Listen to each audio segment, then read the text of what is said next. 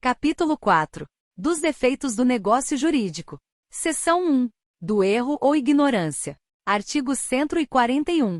A transmissão errônea da vontade por meios interpostos é anulável nos mesmos casos em que o é a declaração direta. Artigo 142. O erro de indicação da pessoa ou da coisa, a que se referir a declaração de vontade, não viciará o negócio quando, por seu contexto e pelas circunstâncias, se puder identificar a coisa ou pessoa cogitada. Artigo 143.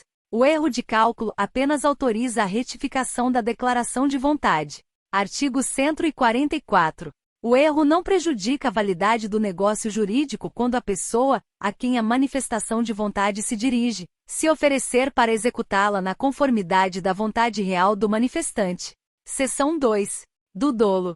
Artigo 145. São os negócios jurídicos anuláveis por dolo, quando este for a sua causa. Artigo 146. O dolo acidental só obriga a satisfação das perdas e danos, e é acidental quando, a seu despeito, o negócio seria realizado, embora por outro modo. Artigo 147. Nos negócios jurídicos bilaterais, o silêncio intencional de uma das partes a respeito de fato ou qualidade que a outra parte haja ignorado, constitui omissão dolosa, provando-se que sem ela o negócio não se teria celebrado. Artigo 148. Pode também ser anulado o negócio jurídico por dolo de terceiro, se a parte a quem aproveite dele tivesse ou devesse ter conhecimento. Em caso contrário, ainda que subsista o negócio jurídico, o terceiro responderá por todas as perdas e danos da parte a quem ludibriou. Artigo 149. O dolo do representante legal de uma das partes só obriga o representado a responder civilmente até a importância do proveito que teve. Se, porém, o dolo for do representante convencional, o representado responderá solidariamente com ele por perdas e danos. Artigo 150. Se ambas as partes procederem com dolo, nenhuma pode alegá-lo para anular o negócio ou reclamar indenização. Seção 3. Da coação. Artigo 151. A coação para viciar a declaração da vontade, há de ser tal que incuta ao paciente fundado temor de dano iminente e considerável à sua pessoa, à sua família, ou aos seus bens. Parágrafo único. Se disser respeito à pessoa não pertencente à família do paciente, o juiz, com base nas circunstâncias, decidirá se houve coação. Artigo 152. No apreciar a coação, ter-se-ão em conta o sexo, a idade, a condição, a saúde, o temperamento do paciente e todas as demais circunstâncias que possam influir na gravidade dela. Artigo 153. Não se considera coação a ameaça do exercício normal de um direito, nem o simples temor reverencial. Artigo 154. Vicia o negócio jurídico a coação exercida por terceiro, se dela tivesse ou devesse ter conhecimento a parte a que aproveite, e esta responderá solidariamente com aquele por perdas e danos. Artigo 155. Subsistirá o negócio jurídico se a coação decorrer de terceiro, sem que a parte a que aproveite dela tivesse ou devesse ter conhecimento, mas o autor da coação responderá por todas as perdas e danos que houver causado ao coacto. Seção 4. Do estado de perigo. Artigo 156. Configura-se o estado de perigo quando alguém, premido da necessidade de salvar-se, ou a pessoa de sua família, de grave dano conhecido pela outra parte, assume obrigação excessivamente onerosa. Parágrafo único. Tratando-se de pessoa não pertencente à família do declarante, o juiz decidirá segundo as circunstâncias. Seção 5. Da lesão. Artigo 157. Ocorre a lesão quando uma pessoa, sob premente necessidade, ou por inexperiência, se obriga à prestação manifestamente desproporcional ao valor da prestação oposta. Parágrafo 1º. Aprecia-se a desproporção das prestações segundo os valores vigentes ao tempo em que foi celebrado o negócio jurídico. Parágrafo 2º. Não se decretará a anulação do negócio, se for oferecido suplemento suficiente, ou se a parte favorecida concordar com a redução do proveito.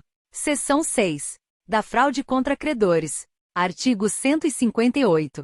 Os negócios de transmissão gratuita de bens ou remissão de dívida, se os praticar o devedor já insolvente, ou por eles reduzido à insolvência, ainda quando o ignore, poderão ser anulados pelos credores quirografários como lesivos dos seus direitos.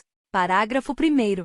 Igual direito assiste aos credores cuja garantia se tornar insuficiente. Parágrafo 2º. Só os credores que já o eram ao tempo daqueles atos podem pleitear a anulação deles. Artigo 159.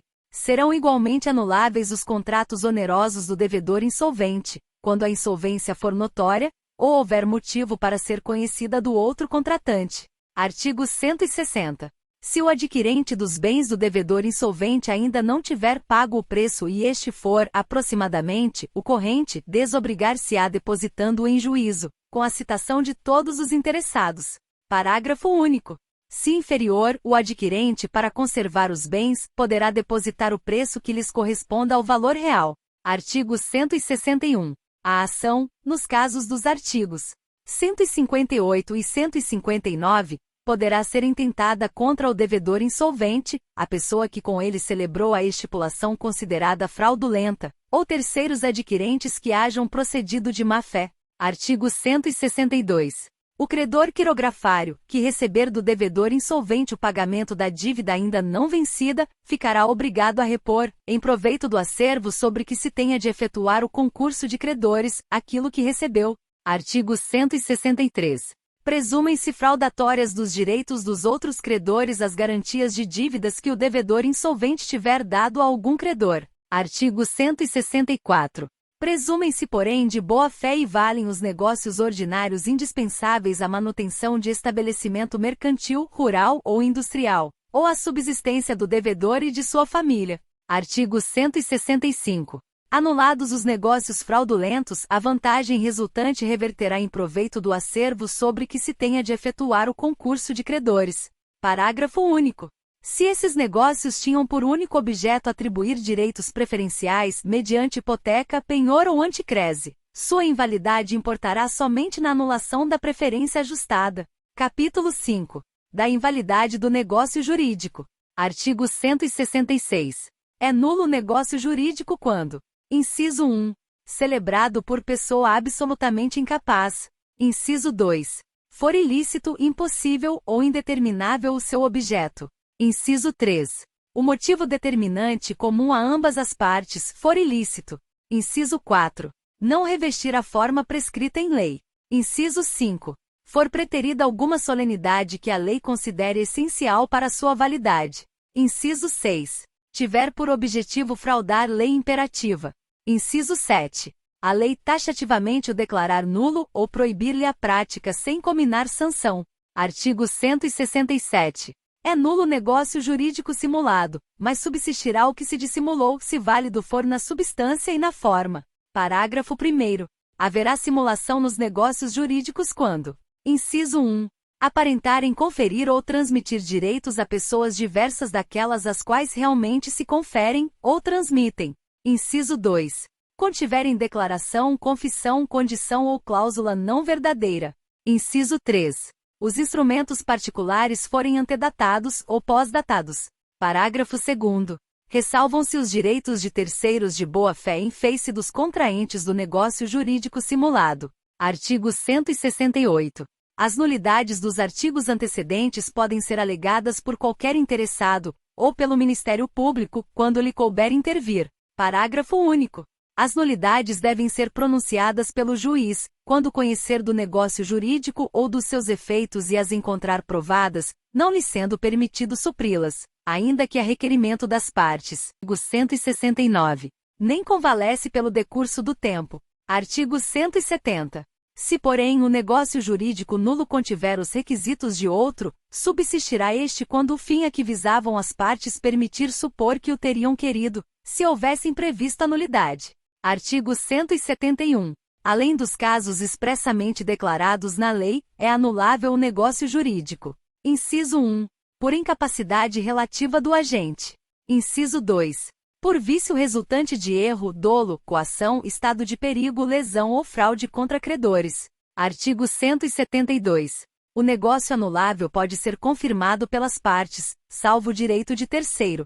Artigo 173. O ato de confirmação deve conter a substância do negócio celebrado e a vontade expressa de mantê-lo. Artigo 174. É escusada a confirmação expressa, quando o negócio já foi cumprido em parte pelo devedor, ciente do vício que o inquinava. Artigo 175. a confirmação expressa ou a execução voluntária de negócio anulável nos termos dos artigos 172 a 174, importa a extinção de todas as ações ou exceções, de que contra ele dispusesse o devedor. Artigo 176. Quando a anulabilidade do ato resultar da falta de autorização de terceiro, será validado se este ader posteriormente. Artigo 177. A anulabilidade não tem efeito antes de julgada por sentença, nem se pronúncia de ofício, só os interessados a podem alegar, e aproveita exclusivamente aos que a alegarem, salvo caso de solidariedade ou indivisibilidade. Artigo 178. É de 4 anos o prazo de decadência para pleitear-se a anulação do negócio jurídico, contado. Inciso 1. No caso de coação, do dia em que ela cessar. Inciso 2. No de erro, dolo, fraude contra credores, estado de perigo ou lesão, do dia em que se realizou o negócio jurídico. Inciso 3. No de atos de incapazes, do dia em que cessar a incapacidade. Artigo 179. Quando a lei dispuser que determinado ato é anulável, sem estabelecer prazo para pleitear-se a anulação, será este de 2 anos, a contar da data da conclusão do ato. Artigo 180. O menor entre 16 e 18 anos não pode, para eximir-se de uma obrigação, invocar a sua idade se dolosamente a ocultou quando inquirido pela outra parte, ou se, no ato de obrigar-se, declarou-se maior. Artigo 181. Ninguém pode reclamar o que por uma obrigação anulada pagou a um incapaz, se não provar que reverteu em proveito dele a importância paga. Artigo 182. Anulado o negócio jurídico, restituir-se-ão as partes ao estado em que antes dele se achavam, e não sendo possível restituí-las, serão indenizadas com o equivalente. Artigo 183. A invalidade do instrumento não induz a do negócio jurídico sempre que este puder provar-se por outro meio. Artigo 184. Respeitada a intenção das partes, a invalidade parcial de um negócio jurídico não prejudicará na parte válida se esta for separável. A invalidade da obrigação principal implica a das obrigações acessórias, mas a destas não induz a da obrigação principal.